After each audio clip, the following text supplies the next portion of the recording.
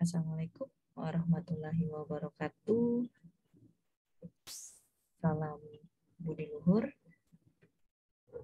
Untuk semester 3 kali ini mungkin baru pertama kali ketemu dengan saya untuk mata kuliah analisa dan perancangan sistem informasi. Jadi untuk mata kuliah analisa dan perancangan sistem informasi yang biasanya disingkat dengan APSI, ya, itu diajarkan oleh dua dosen. Ada Ibu Melati Suci Mayasari yang pertama, kemudian yang berikutnya itu adalah saya, Wi Andrika. Nah, dari kedua dosen itu kebetulan saya yang bernama Yui Andrika. Nah, kita ketemu itu untuk mata kuliah APSI ini itu sebanyak 3 SKS dan itu adanya di semester ganjil tahun akademik 2021-2022. Nah, untuk pertemuan pertama kali ini mungkin saya belum masuk ke materi APSI yang seutuhnya, tapi mungkin nanti kita akan membahas kontrak kuliah ya. Jadi di sini nanti kita akan membahas aturan ya, nanti yang harus kita sepakati antara saya dengan kalian itu nanti perkuliahannya jalannya nyamannya itu seperti apa ya. Kemudian di pertemuan pertama ini juga saya akan memberikan kisi-kisi ya untuk materi di mata kuliah APSI itu sendiri. Nanti itu materinya itu apa saja. Nah, kemudian untuk rencana pembelajaran dalam satu semesternya itu bisa kalian download ya di user mahasiswa kalian itu sendiri ya, cari di situ nanti akan ada di mata kuliahnya. Nah, silakan di-download. Nanti rencana dari pertemuan pertama sampai pertemuan ke-16 itu nanti per pertemuannya itu nanti yang dibahas itu apa saja. Nah, kemudian yang berikutnya ya, untuk link dari WhatsApp dan link Google Classroom-nya itu juga bisa dilihat di user mahasiswa kalian. Nanti saya belum tahu keputusan dari dekanatnya untuk perkuliahannya itu seperti apa. Apakah full dia online atau memang nanti diselenggarakan secara tatap muka. Atau nanti bisa jadi dia voting ya. Voting pilihan dari mahasiswanya itu mau perkuliahannya online atau offline. Kalau saya dengar-dengar sih, kalau nggak salah itu voting. Jadi kalau lebih dari 50% yang memilih untuk perkuliahannya offline, maka dilakukan perkuliahannya secara offline. Nah, baiklah, kita lihat dulu ya. Nanti sebelum masuk ke materi yang berikutnya, ketentuan perkuliahannya itu seperti apa. Jadi nanti untuk absensinya itu tetap di Google Classroom ya. Kemudian untuk informasi-informasi detailnya nanti mungkin saya akan share di WhatsApp grup ya per kelompoknya. Nah, kemudian nanti kalau ada tanya jawab ya, itu bisa dilihat atau chat di YouTube atau di WA grup. Biasanya sih kebanyakannya itu di WA grup ya. Jadi kalau bertanya sih sebaiknya di WA grup, jangan japri atau WA pri ya. Karena apa? Karena biaya yang lain nanti juga tahu. Bisa jadi mereka juga pengen bertanya cuma malu. Nah, kebetulan apa yang kalian tanyakan itu sesuai dengan apa yang mereka tanyakan. Nanti ya saya akan jawab di situ. Atau bisa di Google Classroom-nya, silakan di komentar. Tapi biasanya Google Classroom kalau seandainya perkuliahan dilakukan secara online, biasanya Google Classroom digunakan untuk mengisi absensi per pertemuannya. Nah, kemudian nanti untuk perkuliahannya maupun dia offline maupun dia online, saya tetap mau nanti ada kehadirannya tetap diperhatikan, jangan sampai nanti kehadirannya itu mentang-mentang online itu diabaikan, tapi tetap mohon kehadirannya itu nanti tetap ya dianggap seperti tatap muka atau offline ya. Nanti kalaupun seandainya online mungkin kita akan menggunakan Zoom ya, atau sebagian juga kita akan menggunakan YouTube untuk materi kalau memang seandainya kita tidak sempat untuk melakukan Zoom. Baiklah, nanti kalau seandainya masih ada pertanyaan mengenai perkuliahan atau mengenai di luar perkuliahan, silakan nomor kontak WA saya sudah tercantum di WA grupnya. Baiklah, sekarang kita lihat materi yang terdapat di analisa dan perancangan sistem informasi. Yang pertama itu kita akan membahas definisi sistem. Jadi sebenarnya apa itu sistem? Karena nanti di analisa dan perencanaan sistem informasi itu sistem yang akan kita rancang, sistem yang akan kita analisa, berarti kita harus paham definisi sistem terlebih dahulu. Nah, kemudian yang berikutnya ada garis besar dari sistem. Jadi sistem itu dapat terbagi menjadi beberapa bagian, nanti akan dijelaskan lebih lanjut. Nah, kemudian yang berikutnya ada yang namanya model umum dari sistem itu sendiri. Jadi yang namanya sistem itu tergambarkan seperti apa. Kemudian kita bisa lihat di dalam model umum sistem itu sendiri. Nah, kemudian yang berikutnya biasanya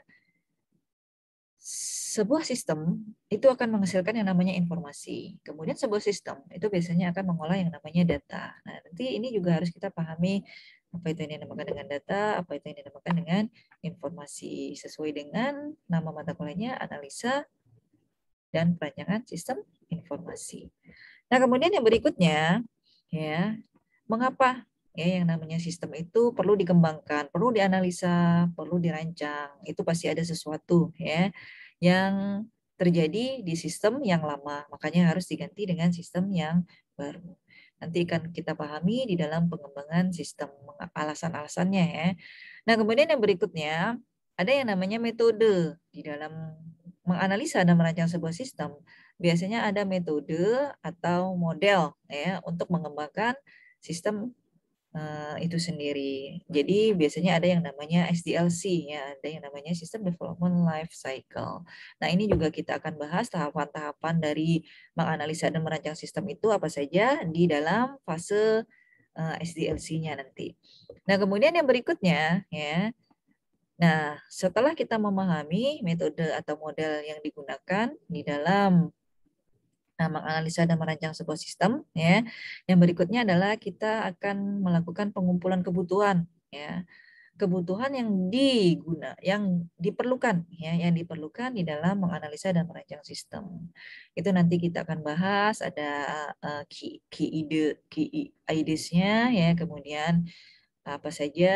Nah, kemudian yang berikutnya ada yang namanya joint application design ya, nanti akan kita pahami, kemudian nanti kita akan membahas tentang kuesioner ya.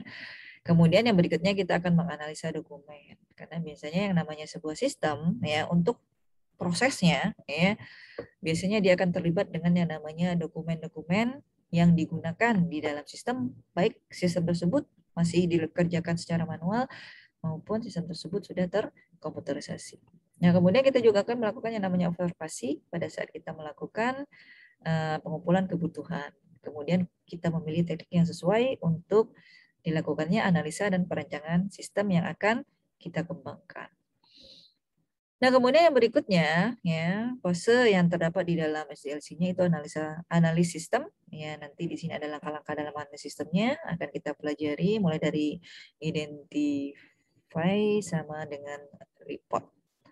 Nah, kemudian yang berikutnya di sini kita akan menentukan metode. Nah, di sini mungkin yang dipilih untuk mata kuliah ini hanya satu metode ya, yang sekarang lagi tren atau banyak digunakan. Itu ada yang namanya Object Oriented Analysis Design. Nah, ini juga nanti akan kita pahami ya lebih lanjut di pertemuan yang berikutnya.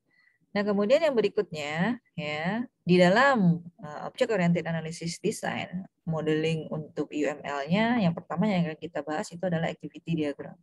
Nanti bagaimana cara menggambarkan activity diagram, kemudian apa saja simbol-simbol yang terdapat di dalam activity diagram, bagaimana cara menggambarkan activity diagram, itu akan kita pelajari satu persatu atau step by step. Nah, kemudian yang berikutnya, ya setelah activity diagram, kita akan menganalisa dokumen sistem yang berjalan berdasarkan pengumpulan kebutuhan tadi. Kita sudah menggambarkan activity diagramnya, dan nanti akan kita analisa dokumen tersebut, apa saja hasil analisanya itu nanti akan digambarkan dalam hasil analisa keluaran dan analisa masukan. Nah, kemudian yang berikutnya, sebelum kita menggambarkan use case diagram, kita akan memahami kebutuhan sistem yang baru.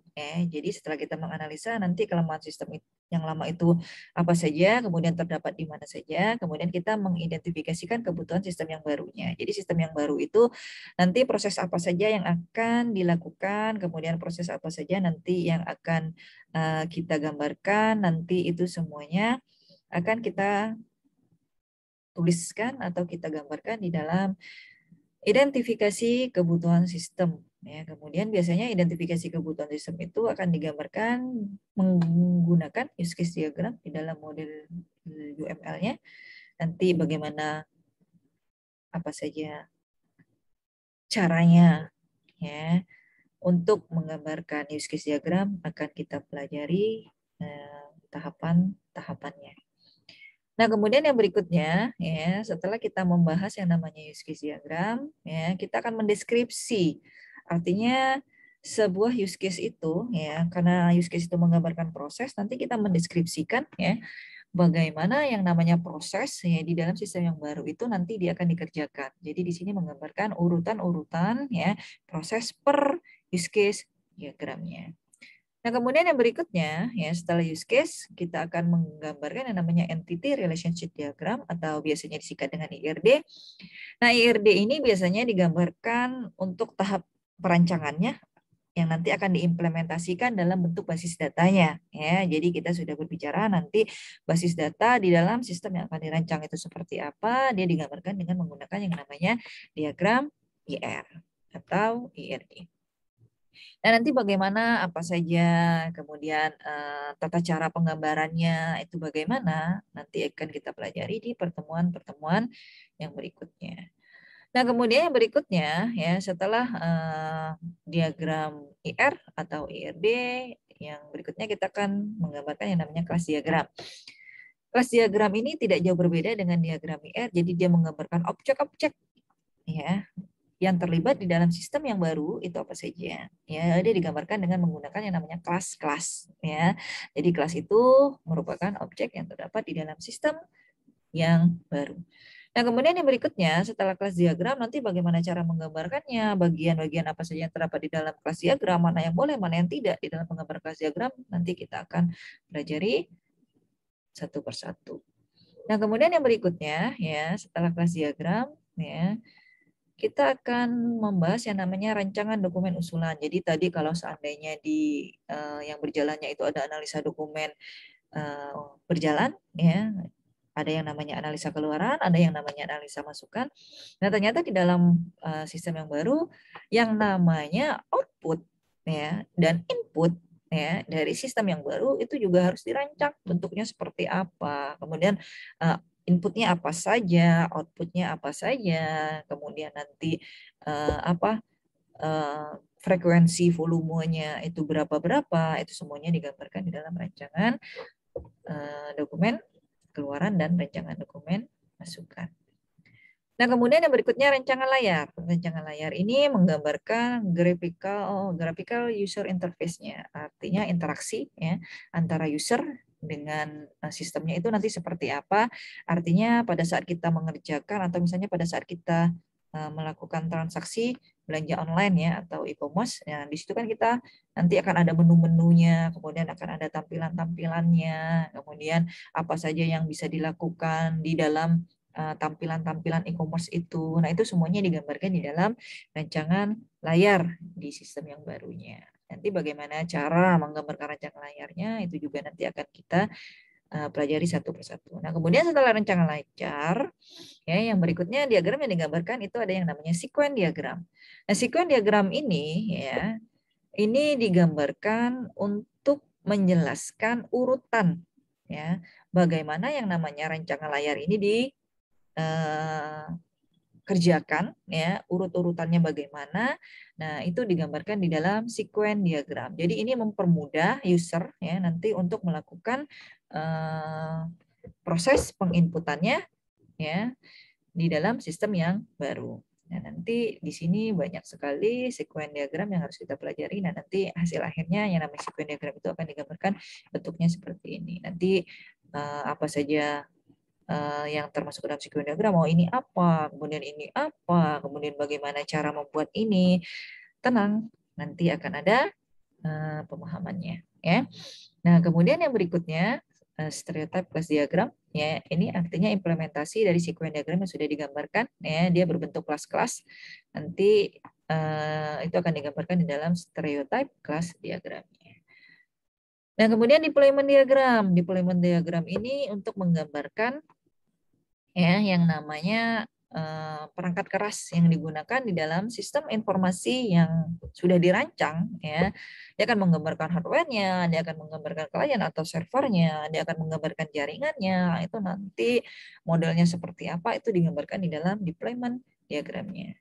Nah, kemudian yang berikutnya biasanya di dalam deployment diagram itu kita kan akan menggunakan yang namanya apa sih, perangkat lunak ya, atau komponen-komponen di dalam perangkat kerasnya. Nah, biasanya yang namanya deployment diagram itu akan keterkaitan dengan yang namanya komponen diagram, ya. Jadi di sini kita bisa melihat ya komponen-komponennya. Nah, ini digambarkan di dalam deployment diagramnya. Jadi yang namanya deployment diagram itu akan keterkaitan dengan yang namanya komponen diagram. Saya rasa nanti itu materi-materi yang akan kita pelajari ya di dalam mata kuliah analisa dan perancangan sistem informasi. Mudah-mudahan nanti semuanya berjalan lancar ya, tidak ada satu kendala apapun ke depannya, baik untuk kalian yang mendengarkan materi perkuliahan apa yang saya sampaikan, begitu juga dengan saya untuk menyampaikan materinya. Mudah-mudahan kita selalu diberikan kesehatan oleh Allah Subhanahu wa taala, karena itu yang paling penting. Dengan sehat kita bisa melakukan aktivitas apapun.